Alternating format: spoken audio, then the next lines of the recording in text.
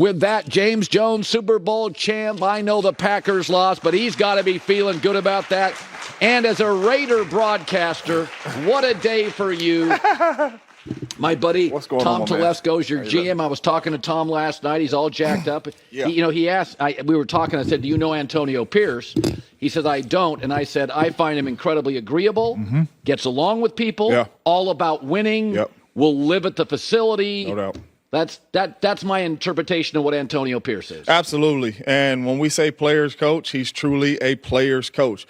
And in the National Football League, it's really, really, really, really, really, really, really, really hard to find coaches that keep it real with you. Well, he was a grinder as a player. Absolutely. And that's what he is as a coach. So now you have a guy coming in there, and we don't care if you're a superstar or not. This is how it is, all right? This is how it's going to be. I don't need no complaining about the ball. I don't need no complaining about playing time. I don't need no complaining about, what position you playing on defense. This is how it's going to go, and I'm going to keep it real with you, make plays.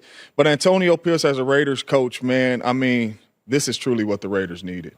The way he has that locker room, just talking to a lot of the players around that play for the Raiders, man, the way he has that locker room, the way these dudes believe. They played well down the stretch. Even this season, they feel like it just happened a little too late. If Antonio Pierce got a hold of this thing a little bit earlier, they think it would have been a different outcome.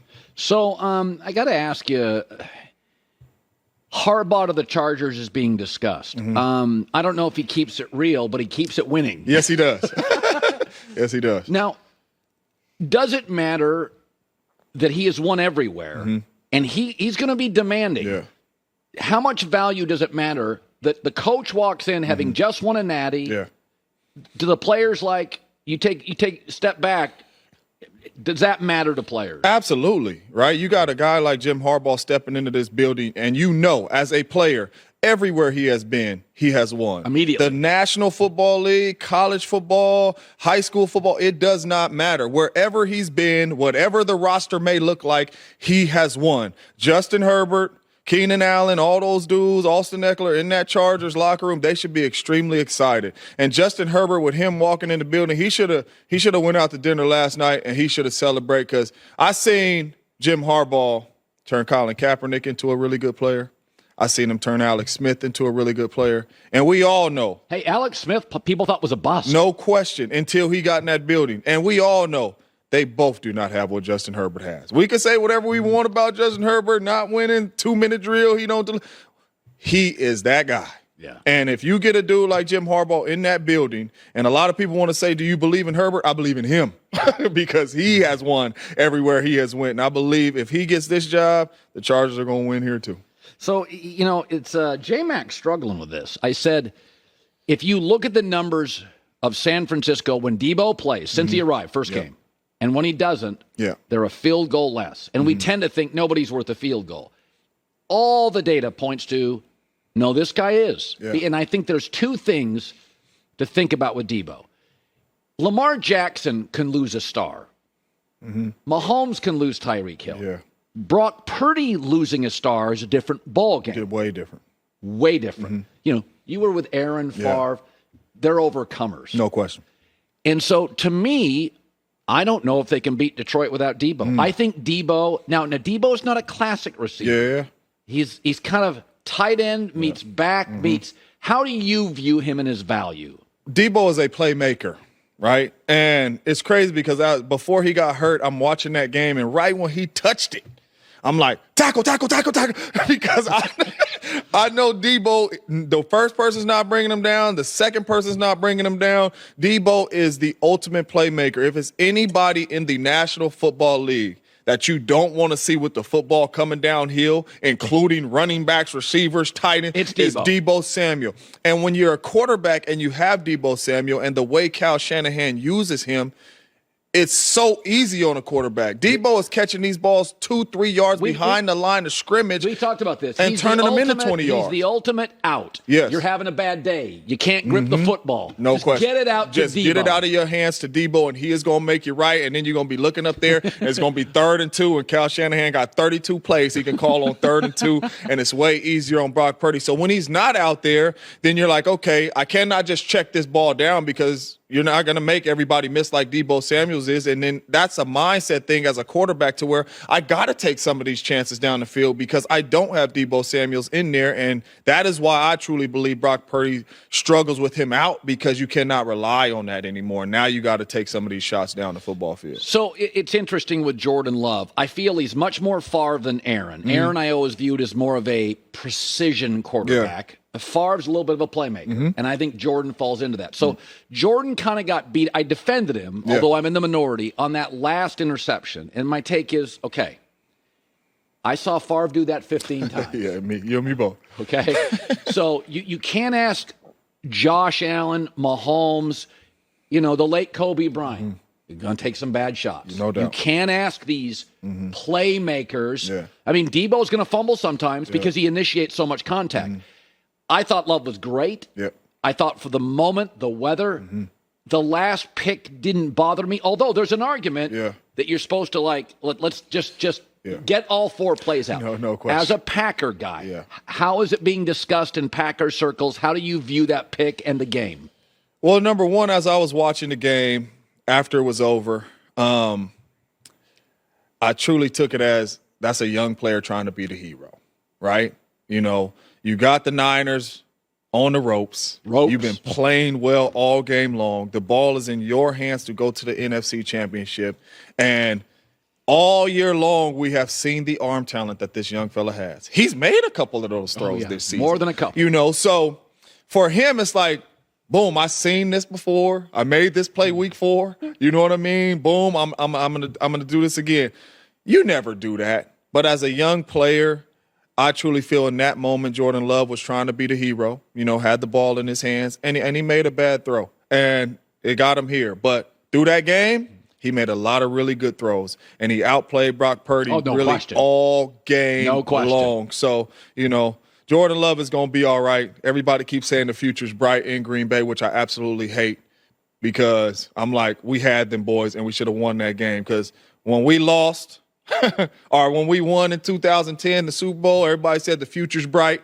And I would be sitting here right now and I would tell you we're going back to 10 of these things, and we have never seen one. So I hate when they say the future's bright because it is hard to get back to where the Packers just were. If you just take out just 2 players in the last 30 years, take out Mahomes and take out Brady, arguably the 2 best quarterbacks we've ever seen. If you take them out, every single run is shorter than you think. No question. Every one. We thought the Seahawks, we thought that thing was going to last a decade. No question. They're the best players by far. Yep. Then Harbaugh arrives. Doesn't work. Yep. We thought Harbaugh was going to last forever. Battled with the front office. We thought the Ravens, Lamar. All of a sudden, Lamar starts getting hurt. Yeah.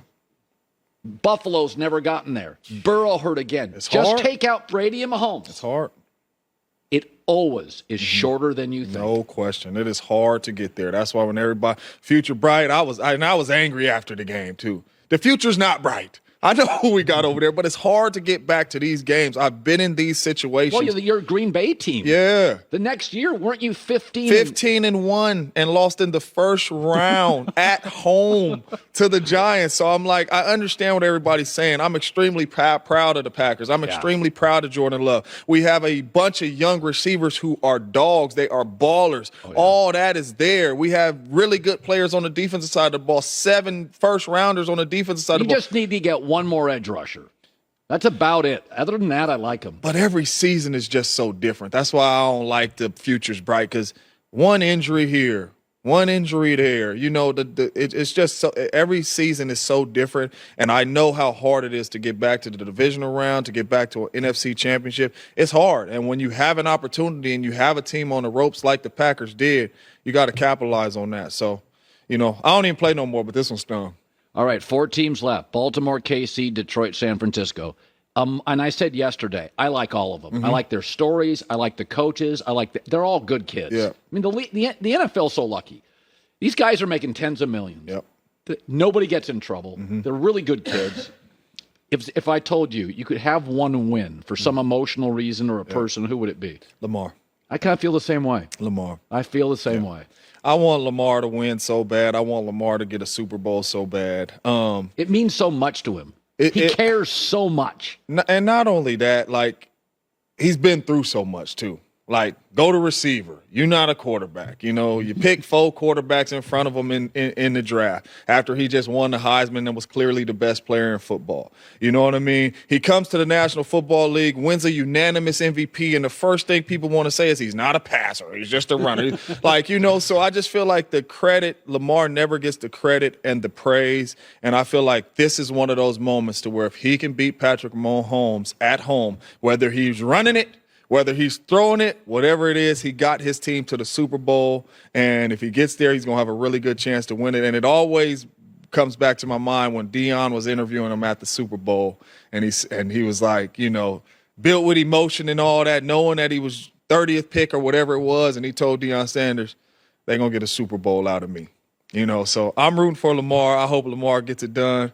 But Patrick Mahomes is just a different dude, man. It just something with him. It just don't matter what he got, who he got, how he got it, where he got to play. Boom, he delivers. We were talking, and I agree with you totally. I think Lamar, it's hard for. I've said this before. I root for people who care deeply. Mm-hmm. When I see athletes cry, and it just always hits me. I got kids. If you and it never bothered me that the SEC dominated college football because it mattered more in the South. They wanted it. Well, I live out west. We got pro teams. We got ski resorts. We got the beach. Yeah. It mattered more. No question. Southerners loved their college football, so it never bothered me. I thought it made the sport less interesting. Yeah. But I feel like Lamar cares so deeply. He gets so mad at himself. No question. We were talking about this yesterday. And I said, Nick Wright said this a few days ago, that years ago they tested Patrick Mahomes. Mm-hmm. And his heartbeat only changed when he was on the bench. When he didn't have the ball against Buffalo, he got anxious. Mm-hmm. In the game, it came down. Cool and calm. And I said, it is really strange. Mm-hmm. That Peyton Manning, who's one of the greats ever, was kind of a teeth clencher. Mm-hmm. He got uptight. Yeah. Aaron sometimes can get pretty intense. Yeah.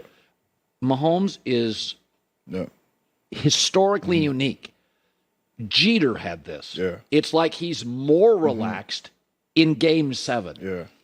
When you go back to Favre and Rodgers, go back to some huddles in the biggest moments. Is it like that with the greats? Mm-hmm. They're chill? Or could you sense sometimes urgency in the voice of Aaron? Or sometimes you could, but for the most part, Aaron was cool and calm too. I remember in the Super Bowl, we had got the ball back. Pittsburgh Steelers was kind of making a run, and we had got the ball back on kind of on our last drive, and we needed to get some points. I think we ended up getting a field goal. And we're starting that drive, and Aaron cracks a joke with somebody somebody's in this. He look at man cracking a joke with somebody. It was a star, somebody in the stands, and he cracks a little joke man. And I'm in there man, I'm ready to go, what I mean. And Aaron, he's just cool. He's just cool and calm, man. And that was every situation. Even like Brett Favre, man. We were in Kansas City. It's a 2-minute drill in Kansas City, right? We're in the huddle, and all of a sudden we in the huddle, and it just stinks really, really bad as we're in the huddle. Right. And nobody wants to say nothing because this is real. Game is on the line. It's 2-minute drill. So everybody focus. And he throws a bomb to Greg Jennings. We score. And then we get in the locker room and Brett was like, did y'all smell that? And we yeah. After we won it, yeah. He's like, I let one loose in that. Just playing around or bro, this is real moments right here. We try. So them two dudes, even though Brett was a gunslinger, them two dudes was all cool and calm. But I was talking to some of my buddies, and I'm like, I have never seen Patrick Mahomes when the game is on the line not make the plays. It's incredible. You can touch on some things to Brett threw a pick last minute of the game. Aaron, fumbled, whatever it may be. Brady had some bad moments. Patrick Mahomes, it's always somebody else. Catch, fumble, drop a touchdown. It's never him they lose the game because of him. Dude is special. It's fun to watch. I mean, that's why I'm scared for Lamar, even though Lamar has a team with the better defense. Clearly. Better playmakers around him. Run offense is special. And you at the bank. Andrew's going to play. Marlon Humphrey may play. Dude, they're getting healthy. You're healthy. Everything says this should be a win for Lamar. And a comfortable win. And we all are sitting here scared because of one player out there on the field at Patty Mahomes. James Jones, good seeing you. Hi, everybody. It's me, Uncle Colin. Subscribe here to get the latest from the herd, including exclusive behind-the-scenes videos and more, wherever you may be, however you may be watching. Thanks again for making us part of your day.